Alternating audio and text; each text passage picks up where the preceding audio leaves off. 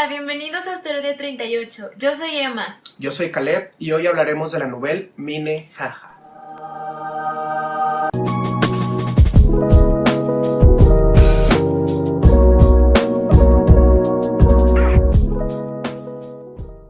Con esta novela vamos a inaugurar nuestra nueva sección que se llama De todo menos K. ¿Y en qué consistirá esta sección, Emma?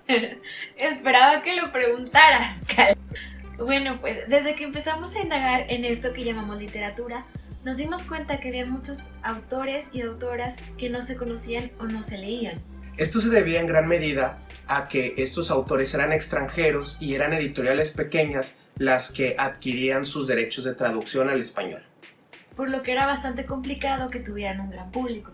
Aunque también en esta sección eventualmente hablaremos de autores mexicanos e hispanohablantes.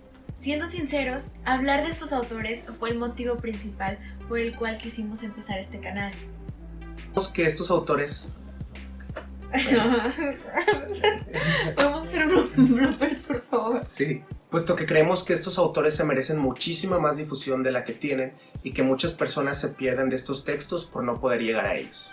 Puesto que es bastante problemático basarnos únicamente en nuestra propia experiencia para decir que nadie los conoce, vamos a utilizar dos métodos de selección imparciales para considerarlas como obras no canónicas. El primero tiene que ver con los lectores. Por eso hemos decidido utilizar la aplicación de Goodreads. Goodreads es una red social para lectores, en donde puedes llevar un control de todos los libros que has leído, ver qué están leyendo tus amigos, calificar un libro, ver si un libro antes de leerlo tiene buenas calificaciones, si lo ha leído mucha gente o no. El primer requisito que tiene que tener un libro para estar en esta sección es tener menos de 1000 calificaciones en Goodreads. El segundo requisito que un libro tiene que tener para estar en esta sección tiene que ver con la industria editorial, y es que tenga 3 o menos ediciones en el español.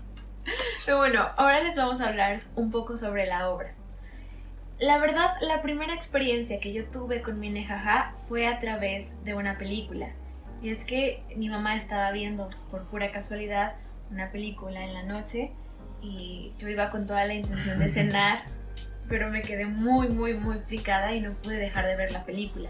Y me interesó tanto que me puse a investigar y me di cuenta de que estaba basada en una novela.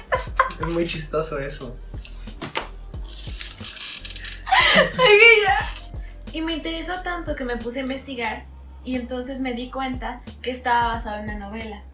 Me decidí a leerla porque me di cuenta que tenía 2 adaptaciones. Una era la que había visto con mi mamá, la versión estadounidense, y la otra es la francesa, que todavía no la veo, pero me encantaría verla.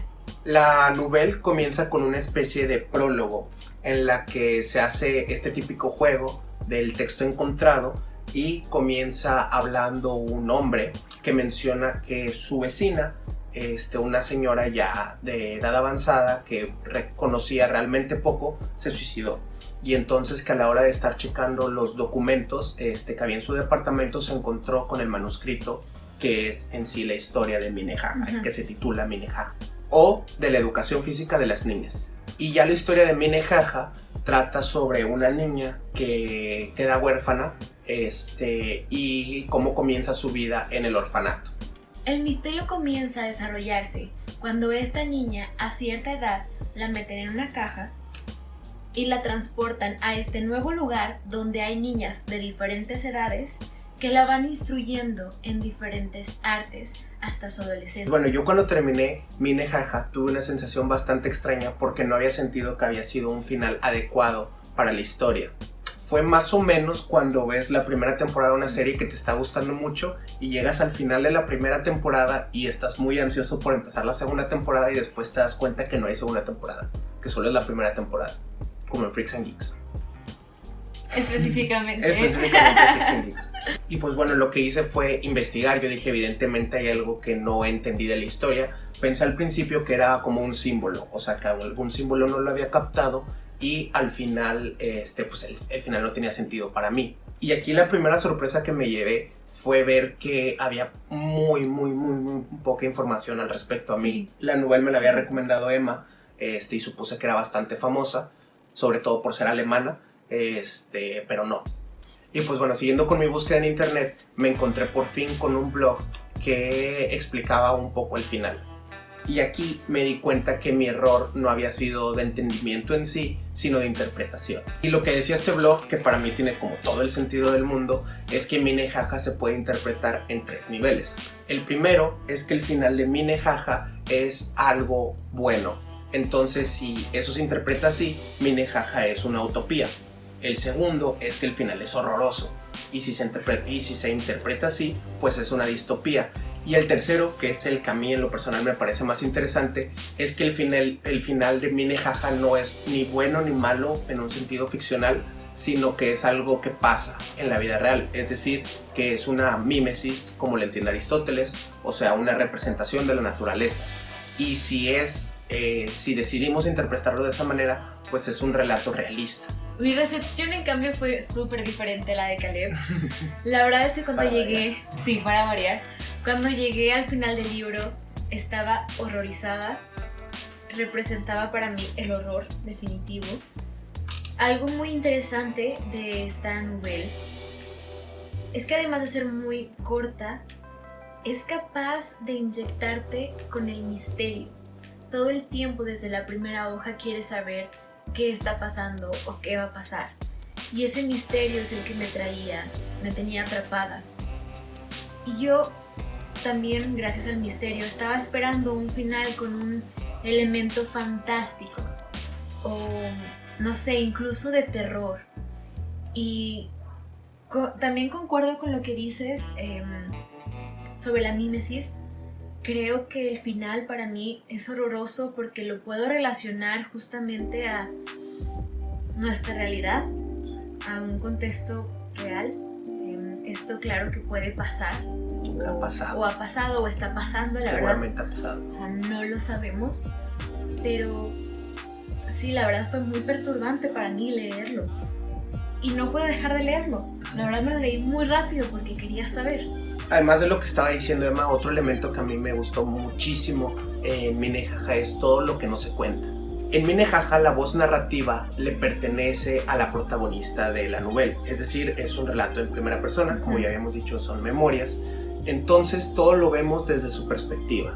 Y por ello, justamente por lo que dices, la sientes muy cercana, sientes que ella te está contando su historia. Entonces, al ser la historia como que le está contando ella, hay muchos elementos que no te son presentados como a ti te gustaría tenerlos. Para mí esta es una narración como absolutamente perversa porque el autor plantea una red de trata de niños bastante compleja y bastante particular, pero la presenta a través de la voz de una niña inocente, que lo único que conoce es, o sea, cuando la llevan a este nuevo orfanato ya tiene, digamos, conciencia, pero sigue siendo una niña pequeña, entonces es lo único que conoce, esta dinámica y este modo de vida. Entonces la voz narrativa cuenta cómo se le enseñan diferentes artes como los instrumentos, el canto, la danza, y ella sabe que en un futuro se va a tener que presentar frente a un público que después nos enteramos es un público exclusivamente masculino. Lo cual puede representar como una graduación para las niñas. Y es que solamente hay niñas y entre ellas se cuidan y se enseñan justamente las artes.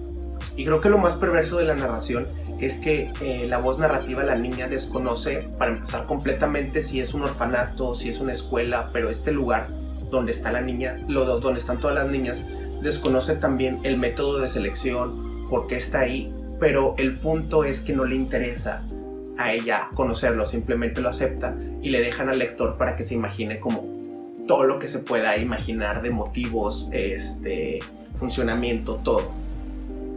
En lo particular, yo realmente le recomiendo este libro. Como ya les había dicho, el misterio es uno de los elementos más importantes, pero también debo de decir que quizás para muchos de ustedes puede resultar perturbadora esta lectura y bueno, tomar algunas precauciones, pero la verdad está escrito de una forma increíble también. Y está súper pequeñita, sí. Se la leen en una sentada. Y bueno, eso sería todo por el día de hoy. Muchísimas gracias por vernos. De verdad los invitamos a que la lean. Si la leen, de verdad, por favor, déjenos en los comentarios qué les pareció y sobre todo qué les pareció al final, cómo lo interpretan y qué piensan de él. Nos vemos en el próximo video. Bye.